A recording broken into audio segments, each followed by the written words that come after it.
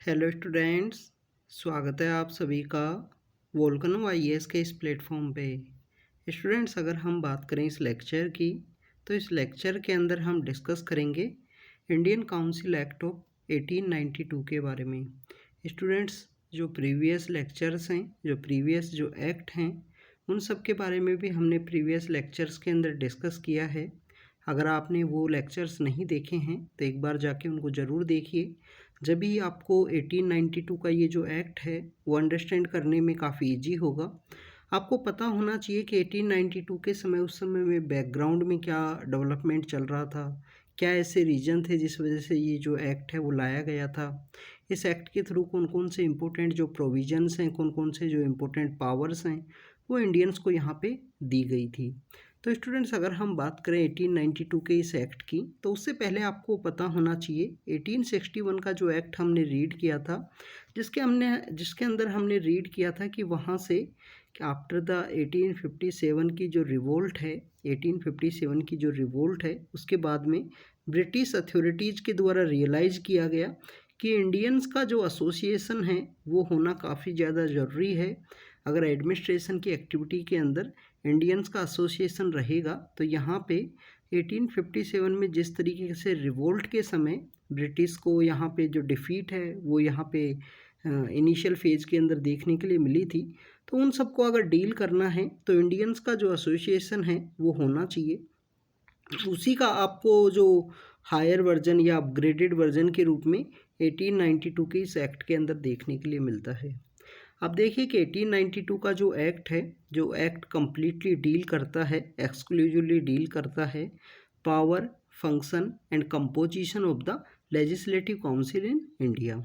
1892 के इस एक्ट के अंदर कम्प्लीटली जो पावर है, फंक्शन है और जो किस तरीके से कंपोजिशन है उसके अंदर चेंज लाया जाएगा लेजिस्लेटिव काउंसिल्स के अंदर में, उसके बारे में बात की गई है इस 1892 के इस एक्ट के अंदर में। 1892 के इस एक्ट के इम्पोर्टेंट प्रोविज़न ये है कि एडिशनल जो मेंबर्स की जो संख्या है उसको यहाँ पे इंक्रीज किया गया है। अब ये एडिशनल मेंबर्स की जो संख्या है उसको आप देखिए कि जो एडिशनल जो मेंबर्स हैं, जो बेसिकली नॉन ऑफिशियल मेंबर्स, आप देखिए कि यहाँ पे ऑफिशियल मेंबर्स नहीं हैं, नॉन ऑफिशियल्स मेंबर्स हैं। और ये आप दोनों ही जगह पे सेंट्रल लेजिस्लेटिव काउंसिल और जो प्रोविंशियल लेजिस्लेटिव काउंसिल है, दोनों ही जगह पे यहाँ पे नॉन ऑफिशियल मेंबर्स के रूप में इंडियंस की जो संख्या है वो यहाँ पे इंक्रीज की गई है।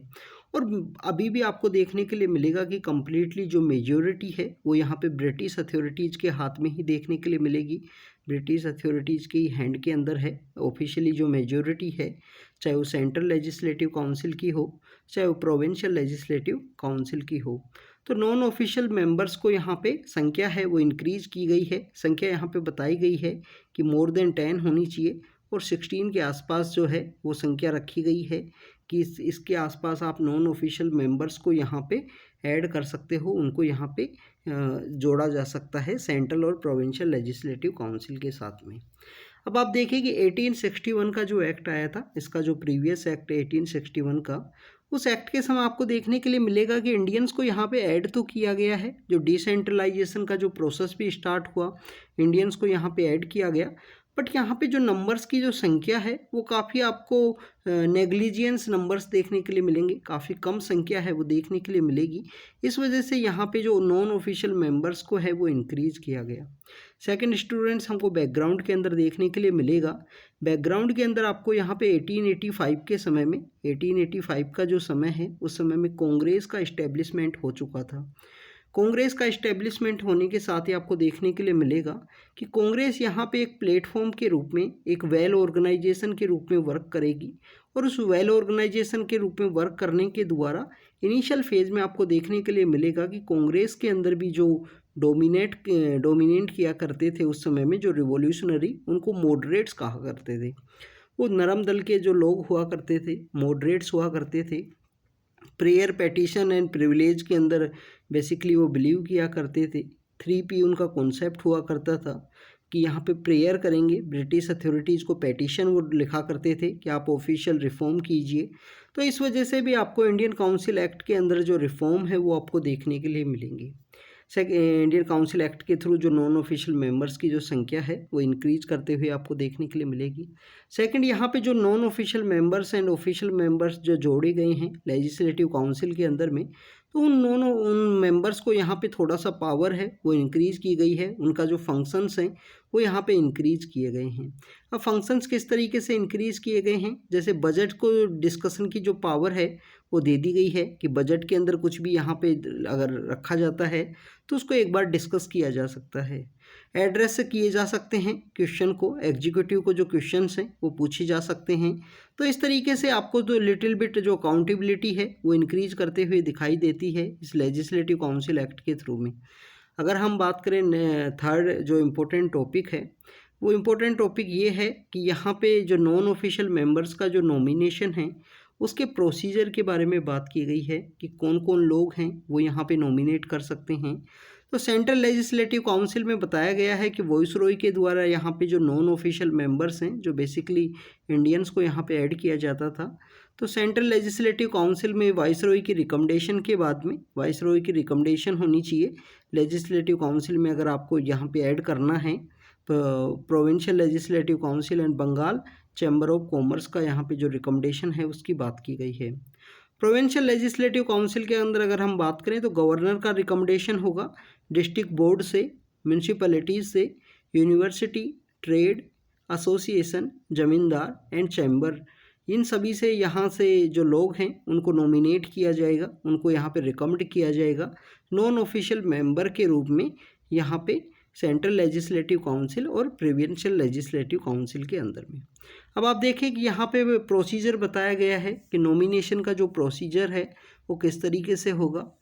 अगर हम बात करें स्टूडेंट्स, जो कम्प्लीटली बात की गई है इस एक्ट के अंदर में, वो आपको पावर, फंक्शन एंड कंपोजिशन की देखने के लिए मिलेगी कि इंडिया के अंदर जो लेजिस्लेटिव काउंसिल्स हैं वो अपने पावर, फंक्शन और कंपोजिशन को किस तरीके से चेंज किया गया है, किस तरीके से बदलाव लाए गए हैं, उनका आपको जो एक समागम है वो देखने के लिए मिलता है इंडियन काउंसिल एक्ट के अंदर में। यहाँ पे इलेक्शन की बात की गई है कि नॉन ऑफिशियल मेंबर्स को किस तरीके से इलेक्ट करना है, बट इलेक्शन वर्ड को यहाँ पे डिफ़ाइन नहीं किया गया है। इलेक्शन वर्ड को कहीं भी जो कम्प्लीटली एक्ट के अंदर कहीं पे भी इसको वेल डिफ़ाइन नहीं किया गया है, ये भी आपको पता होना चाहिए। यहाँ पे बताया गया है कि इलेक्ट कर सकते हो नॉन ऑफिशियल मेंबर्स को central and legislative provincial Legislative council के अंदर में।